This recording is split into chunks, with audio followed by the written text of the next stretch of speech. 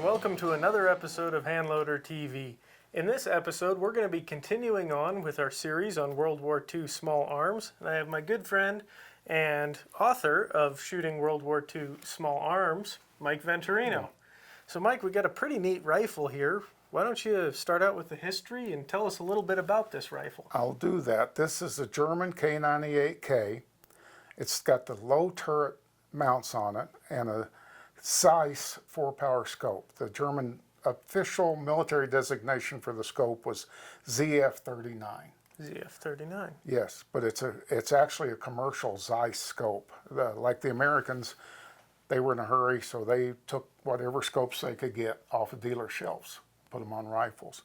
Each one of these German sniper rifles was built individually, so they don't have a great deal of interchangeability with the scopes and the mounts. I lucked out with this one. I got the rifle from a pawn shop in Bozeman, Montana. Oh, that's a find.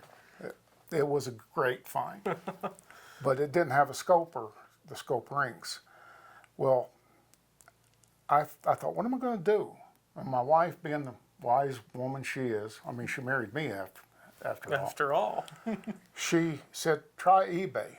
I was pretty much ignorant of eBay, but I got on there, and of all things, I found this scope with the rings in the Czech Republic.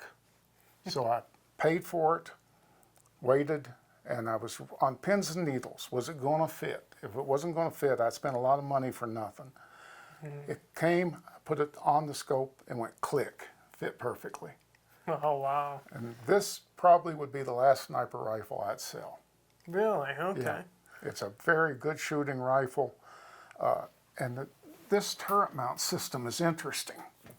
I don't know if the camera will be able to pick this up, but there's a tunnel through the mounts so that if your scope goes out of order, you can still use the iron sights by looking through those tunnels. You can still have a weapon. And typical German workmanship, all the numbers on the guns are matching. They put the numbers on every part that would hold a number, and they're all matching. It's just a beautiful rifle, and it shoots beautifully. The Germans were pretty well surprised in World War II when they started fighting the Russians. The Russians were picking off their NCOs and officers right and left. So the Germans needed a countermeasure, so they started building up sniper rifles, but they were wise about it. They went through the rifles and they only picked exceptionally accurate rifles. Then they converted them to sniper rifles.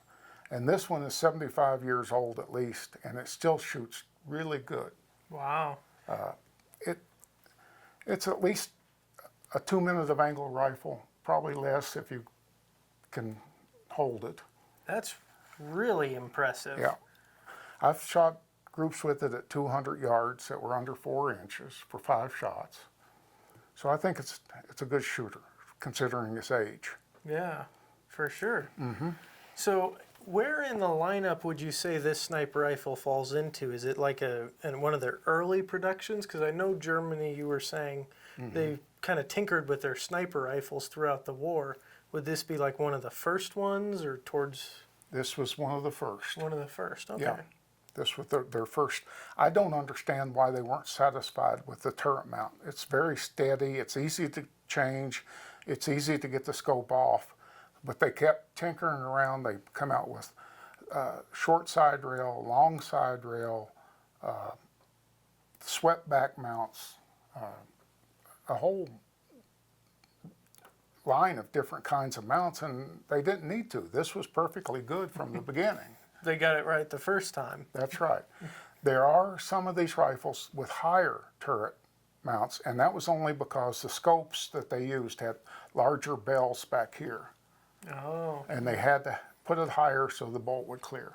That makes sense. Yeah.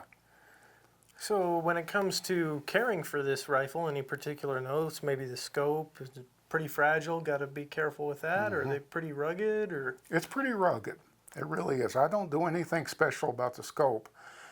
Actually, the Germans did not keep the scopes mounted on the rifles until they were going into battle. They had carrying cases, leather carrying cases, and I've got one for this. And they put the leather carrying case that had a strap to go across the body. And then prior to going into action, they mounted the scope on the rifle. And the scope would retain zero? That's really impressive. Yeah, it did well. Excuse me. As far as caring for this rifle, you want to be careful. These barrels are very good barrels, and they were picked as very good barrels. So you want to clean them. You want to use a good brass brush on them. You want to clean them from the rear. You know, use nice solvents on them. A lot of them still got jacketed bullet fouling from World War II. You want to kind of get that out of there. Right. And then they start shooting very well indeed. So what kind of cartridge is this rifle chambered for? Okay, the German K98Ks were all chambered for what we call 8mm Mauser. Actually, the Germans called it the 7.92 by 57mm. Okay. See, it's a very good cartridge, and the standard load for the Germans was 198 grain full metal jacket bullet, and traveling at 2,500 feet per second, give or take a few feet per second. My hand loads duplicate that. My very favorite load is 200 grain hollow point boat tail target bullets by either Nosler or Sierra. I can't tell the difference in them. Okay. 48 grains of Varget under that. And this rifle will shoot its best. A friend and I went to the CMP sniper rifle matches in Phoenix one year. It was deathly hot, but we shot, and he had never fired this rifle before we went to the match. And they only gave you 20 seconds with the target up, and then it was down for 20 seconds, up for 20 seconds, down for 20 seconds. Our team, he and I, finished in 4th place with this rifle, and neither one of us shot that match ever before. We were Wow. 4th out of 25 teams. That is pretty good. Yeah. That is impressive. Yeah, and a couple of guys come over and said, "Is that real?" I said, "Yeah, that's a real German rifle." They were pretty impressed with it. Wow. So one quick thing before we run out to the range, how difficult is it to zero the scope? Because I've heard a lot of people say these scopes, especially like the ZF-41, but they can be difficult to zero. Yes, the Germans did not put windage adjustments in their scopes. You had to change the mount. And it can be kind of touchy. You have to loosen this lever and then drift the scope mount as you want it, and then push the lever back, lock it in. And it takes very minute changes to make a difference at distance. That match we were shooting at, I had it perfectly zeroed. And that match at the CMP was at 300 and 600. And it was zeroed. We scored very well with it. This is a German K98K. Their most common sniper rifles were K98Ks, but this one is a rarity in that it was made by the BCD in 1944 and was built from the ground up as a sniper rifle, to be a sniper rifle. It had 1/8 inch thicker side rails so that the Germans could plane the side rail off flat, put the flat scope mount base against it, and have a good fit. Right up in here. Yeah, and they didn't tend to come loose like the short side rails did. Oh, okay. The scope itself is a civilian scope, which could be original to World War II, or it could be later commercial. It's made by Hensoldt Company. It's almost impossible to tell. It shows a lot of wear, so it could have been a World War II scope. If not, it's the exact same thing anyway. Another thing that you see on the BCD-4 that's on no other German sniper rifles is the butt plate. Oh. The butt plate, as you can tell, is checkered. That was only done for sniper rifles made by this company. And I actually saw on eBay one time an original butt plate like that. It sold for $900, just the butt plate. Wow. Yeah. I got this rifle from the same pawn shop, as I mentioned in one of our episodes previously, in Bozeman, Montana. I couldn't believe what I was looking at, and I practically threw the money at the guy behind the counter when I saw it. So I brought it home. The scope mount and rings actually are reproductions. I couldn't find originals, but these reproductions fit that scope perfectly, and it's a fine shooting rifle. I think I'm going to have to stop at that pawn shop on my way out of here. I'm not going to tell you which one it is. Wow, that is really cool. Again, all numbers match on the rifle. It's in beautiful condition. The stock's not even dinged up very bad. I sometimes wonder if it ever got issued. But they made a fine sniper rifle. Well, these were kind of made later on, you were saying earlier, right?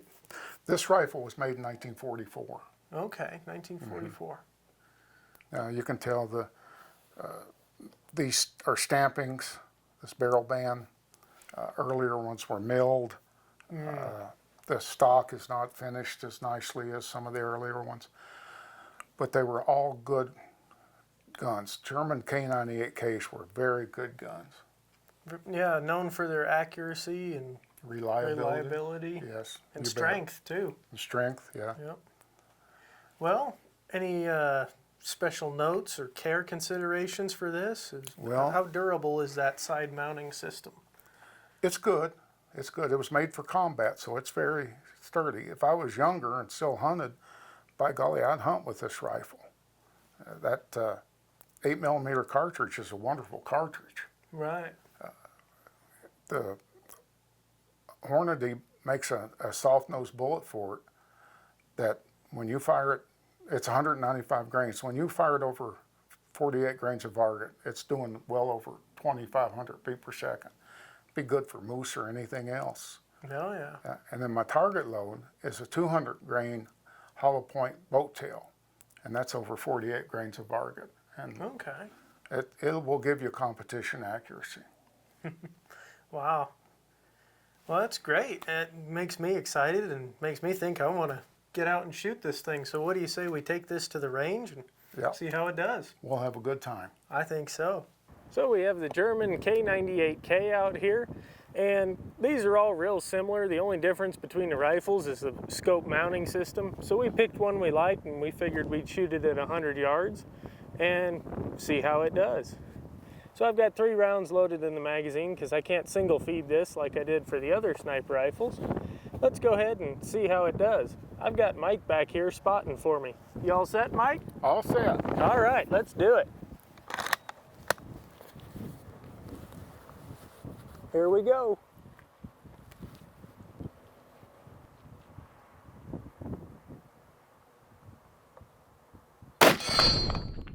Pretty much dead center.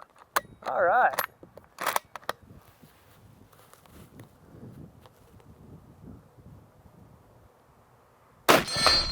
Made the mark bigger, bullet on bullet. All right, that's what I like to hear.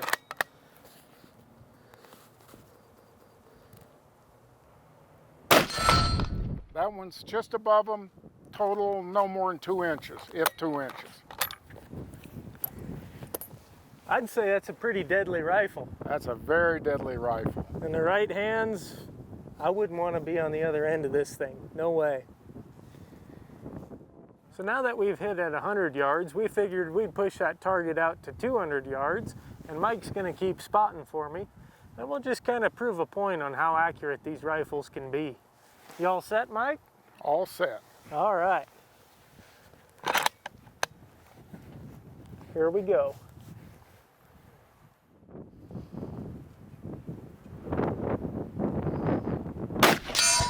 Good hit. It's on the left edge, about 4 inches down from the top of the shoulder, so you can hold a little more right. Hold a little more right. That's correct. Okay, you got it.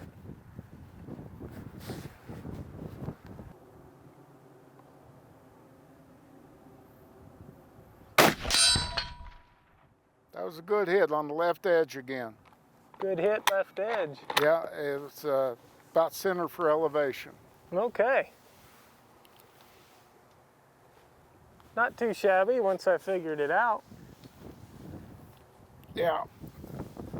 As we said, that rifle's zeroed for 300 yards. Yeah, it's zeroed for 300. And you actually shot at the 300-yard target And I don't think you could have hit it more perfectly centered. Well, I knocked it down so we don't have one to keep shooting at. That's right. That's right. These old rifles are super cool. A lot of fun, and probably, in all honesty, they're more accurate than I am, which is pretty impressive given their age. All right, we got the German K98K, and we've got some watermelons set up at a little bit beyond 200 yards. And I got Mike back there spotting for me. So what do you say? You think we can hit one of those watermelons with this thing? If you can't hit it, it's not the rifle's fault. No pressure on me. I'm gonna shoot that one second from the left. You ready? Ready. All right.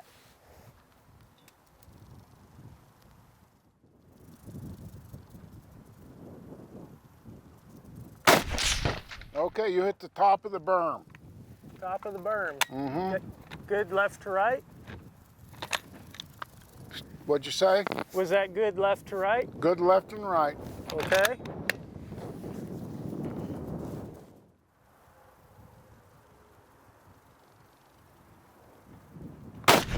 That blew it up. Hey, there it is.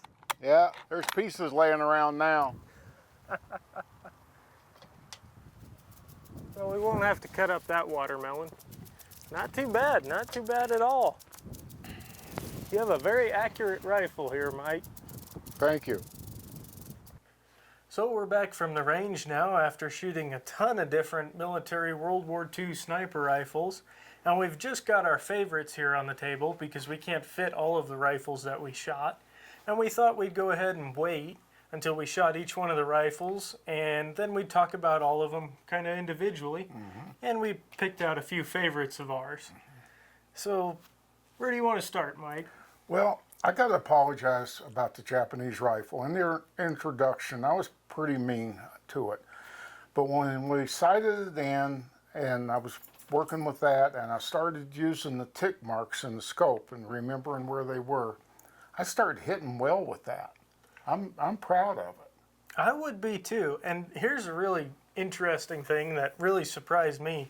I was trying to shoot this rifle. I could not hit anything with it. And then Mike would go, oh, let me see. And he'd get behind it and he'd shoot and hit. He was the one who hit all those watermelons at 200 plus yards. And you blew them to pieces. Well, it took me a couple shots to get on them.